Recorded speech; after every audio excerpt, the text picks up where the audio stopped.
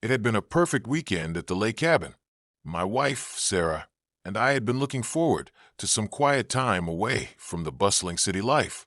Our cabin, nestled among tall pine trees, with a serene view of the crystal-clear lake, was the place where we both found peace. Sarah, an attorney with an impressive background, had been handling high-profile cases for years, and her firm had just completed a major settlement that would bring a sizable bonus. We had every reason to celebrate and unwind. The first day at the cabin was peaceful, just as we had hoped. Sarah spent the afternoon reading, while I fished by the lake. We made dinner together, shared a bottle of wine, and enjoyed the quiet solitude of the woods. Little did we know, the tranquility would soon be disrupted by a strange series of events that began with a knock on our cabin door the next morning. It was our neighbor, Karen, a woman who had lived in the area for several years. She was well known among the residents for her strict adherence to the HOA rules and her tendency to report even the smallest violations.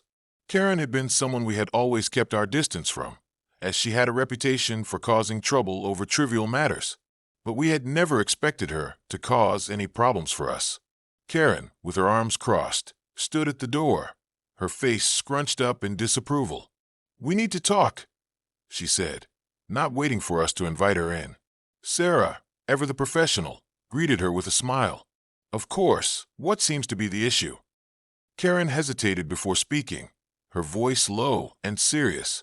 "You know that firearms aren't allowed in the community, right?" I looked at Sarah, confused. What does she mean? I whispered. Sarah, having worked in law for years, had a gut feeling that this was about to escalate. "I don't have a gun," Sarah said, her voice calm but firm. Karen's eyes narrowed. "Your wife was walking around the cabin yesterday, and I saw her carrying what looked like a gun, a weapon. You need to remove it immediately or face consequences. You're in violation of the HOA's policy." Sarah and I both exchanged a look of disbelief. The idea that Sarah would carry a firearm in the woods, especially when we were both enjoying a peaceful getaway, was absurd. But Karen wasn't finished. "I will be filing a complaint with the HOA," Karen continued, "and I've already spoken to the board. You'll be hearing from them soon." The absurdity of it all was difficult to comprehend, but one thing was clear. This was just the beginning of a battle we had never anticipated. Days later, we received the official notice. Karen had filed a lawsuit against Sarah. The document stated that Sarah had been caught wearing a gun and violating the community's rules. The claim was baffling, and it was clear that Karen had fabricated the entire story. But the legal process was a slow one, and we were forced to prepare for a court hearing. As we sat in the courtroom, waiting for our case to be heard, Sarah looked composed, as always. She was a well-respected lawyer with years of experience, but I could sense a hint of frustration in her. After all, she had dealt with far more complicated cases than this. Yet here we were, battling over a baseless claim. When the judge finally entered the room, he was a middle-aged man with graying hair and a no-nonsense demeanor. He looked over the case files briefly before looking up at us.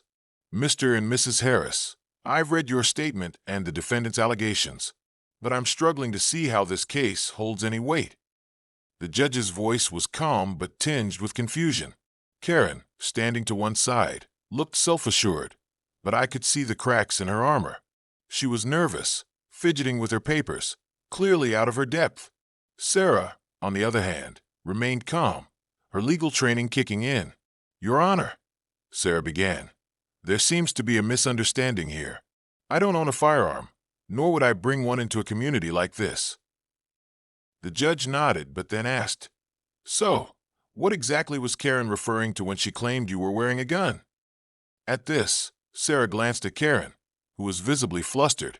"I believe Miss Karen must have mistaken something she saw, Your Honor.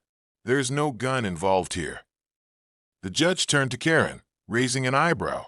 "Is that what you saw? A gun?" Karen hesitated, unsure of how to answer without sounding ridiculous. Well, it certainly looked like one from where I was standing. I was just concerned for the safety of the community." The judge sighed, clearly growing tired of the absurdity. "And what makes you think Miss Harris was carrying a gun?"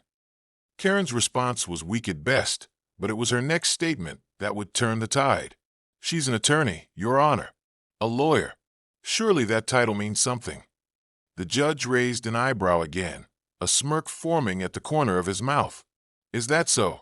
Sarah stood tall and proud as she calmly stated, Yes, Your Honor. I'm a practicing attorney.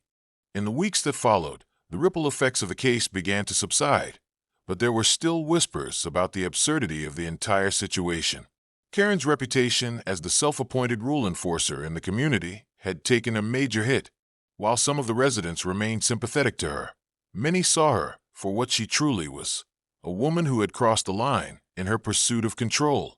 Word spread quickly about the case, and surprisingly, a few neighbors approached Sarah and me with apologies, expressing their regret for not speaking up sooner. Some even confessed that they had been intimidated by Karen's aggressive approach to enforcing HOA rules, and they now felt liberated to speak their minds. We never expected our fight against such a petty claim to result in a sense of camaraderie among the community members, but it did. Karen, on the other hand, withdrew into herself, her face rarely seen at HOA meetings or local events. It was clear that the judge's ruling had exposed her for the overzealous figure she had been. For Sarah and me, life slowly returned to normal. The peaceful weekends at the cabin resumed, though there was an underlying sense of pride in having stood our ground. We reflected on the experience often, marveling at how a simple weekend getaway had turned into a courtroom drama, a trial of absurd proportions that had brought our community together and had ultimately redefined our relationship with it. While we remained cautious around certain individuals, there was a newfound sense of freedom in knowing that not even the most baseless accusations could disrupt the calm we had fought so hard to preserve. It wasn't just about the victory in the courtroom. It was about finding strength in the unexpected and learning that sometimes standing up for what's right, no matter how trivial it may seem, can have lasting effects. As we continued to enjoy the serenity of our cabin, I couldn't help but think that the lesson we learned was one that transcended our legal victory. In life, sometimes the most important battles are not those we expect, but those we choose to fight with dignity, humor, and an unwavering belief in the truth. And with that, the lake cabin once again became the sanctuary it was always meant to be. Untouched by the trivialities of the outside world, our minds at ease, knowing that the fight for what's right was a battle we would never shy away from.